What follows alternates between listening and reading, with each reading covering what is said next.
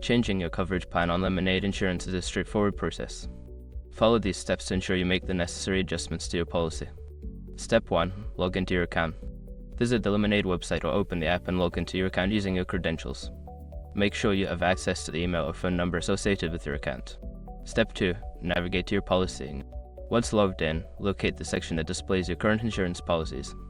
Click on the policy you wish to change to view the details and options available. Step 3. Select Change Coverage. Look for an option that says Change Coverage or Edit Policy. This will allow you to see the different coverage options and plans available for your insurance. Step 4. Choose your new coverage plan. Review the available coverage plans and select the one that best fits your needs. You may need to answer some questions or provide additional information to finalize your selection. Step 5. Review and confirm changes. After selecting your new coverage plan, review the changes to ensure everything is correct. Confirm the changes and submit your request. You should receive a confirmation email or a notification once the changes are processed. By following these steps, you can easily change your coverage plan on Lemonade Insurance. If you have any questions or need assistance, consider reaching out to Lemonade's customer support for help.